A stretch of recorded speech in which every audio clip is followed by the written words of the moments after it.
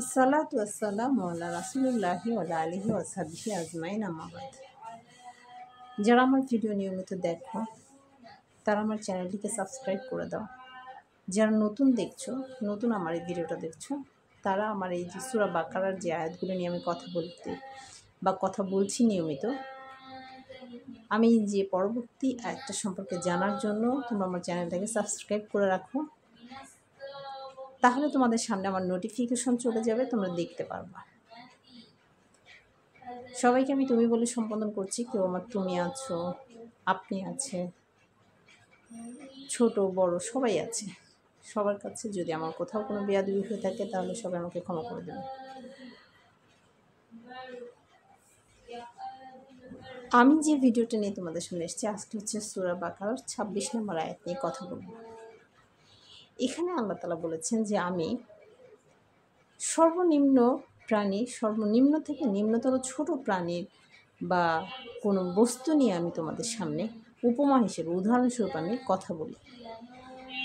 কারণ আমি জানি আমার ক্ষমতা কতটুকু, এবং যারা ঈমান আনয়ন করে বা যারা ঈমানদার তারাও জানে যে কিসের ভিত্তিতে, কিসের ক্ষমতার বলে আল্লাহ সুবহানাহু ওয়া তাআলা এত ছোট প্রাণীরও উদাহরণ দিতে পারেন। কারণ সে অনেক ক্ষমতাশালী, মহা ক্ষমতাবান।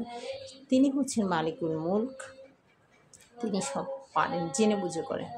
কিন্তু এদের মধ্যে যারা অবিশ্বাসী রয়েছে, যারা কাফের মুশরিক, তারা এই ব্যাপারটা নিয়ে খুব বিভ্রান্ত হয়ে যায় এবং তাদের এই ব্যাপারে বিশ্বাস স্থাপন করতে পারে না বলে তারা বলে যে আল্লাহ তাআলা কিসের উপর ভিত্তি করে বা কিসের পরিপ্রেক্ষিতে এই ছোট প্রাণীটার এক্সাম্পল আমাদেরকে দিলেন। কারণ তারা মূলত এই আয়াতটা দিয়েই বিভ্রান্তের পথের দিকে চলে গেল। আল্লাহ তাআলা একই আয়াত দিয়ে কাউকে সঠিক পথ দেখাচ্ছেন, আবার কাউকে বিভ্রান্তের পথ দেখাচ্ছেন। এর কারণ হচ্ছে আল্লাহ তাআলা শুধু তাদেরকে বিভ্রান্তের পথ দেখান যারা বিভ্রান্তকারী, যারা অবিশ্বাসী, যারা আল্লাহর সমস্ত কিছু দেখে বুঝে জেনেও তারা মেনে নিতে চায় না, অস্বীকার করে। তারা কাফের মুশরিকদের দলভুক্ত। আপনি আমি কি তাদের দলভুক্ত হতে পারি? আমরা কি জানি না নমরুদের ঘটনার কথা? সামান্য একটি ছোট্ট মশা দিয়ে কিভাবে তাকে ধ্বংস করে দিয়েছেন?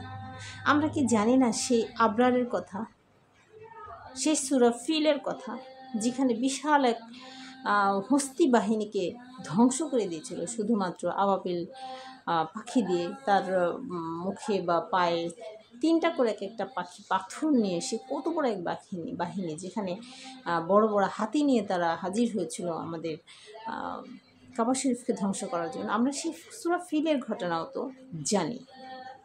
আমরা তো এটাও জানি যে নমরুদকে কীভাবে মশা দিয়ে ধ্বংস করেছিল। এই যে উদাহরণগুলো আল্লাহ সুবহানাহু ওয়া তাআলা দেবার কি দরকার? আমরা তো প্রমাণিত, কোরআন তো তার জীবন্ত প্রমাণ। সূরা ফিল একটি সূরার মধ্যে, সম্পূর্ণ সূরার মধ্যে এখানে বুঝিয়ে দেওয়া হয়েছে যে আমি সেই হস্তি বাহিনীকে ধ্বংস করেছি। কীভাবে তোমরা তো তা দেখেছ। নমরুদের কাহিনী আমরা যদি জিজ্ঞেস করতে চাই, ইব্রাহিম আলাইহিস সালামের আমলে ইব্রাহিম আলাইহিস সালামের উপর অনেকবার তাকে দাওয়াত দেওয়ার পরে যখন নমরুদ তার কোনো দাওয়াত আল্লাহর দিক থেকে গ্রহণ করেনি, এবং আল্লাহ তাআলা তো পাঠাইছেন খলিফা রূপে আমাদের ইব্রাহিম আলাইহিস সালামকে, যে তুমি একে আমার দিকে দাওয়াত দাও। কোনো মানুষ, পৃথিবীতে কোনো মানুষ, কোনো শক্তিশালী, কোনো কাফের মুশরিক কাউকে আল্লাহ তাআলা ঈমানের দাওয়াত দেওয়ার আগে তাদেরকে ধ্বংস করে দেননি, তাদেরকে কাফের মুশরিকের রূপ দেননি। আগে তাদের কাছে দাওয়াত পৌঁছেছে। ঠিক সেই নমরুদ এক বোকা ছিল।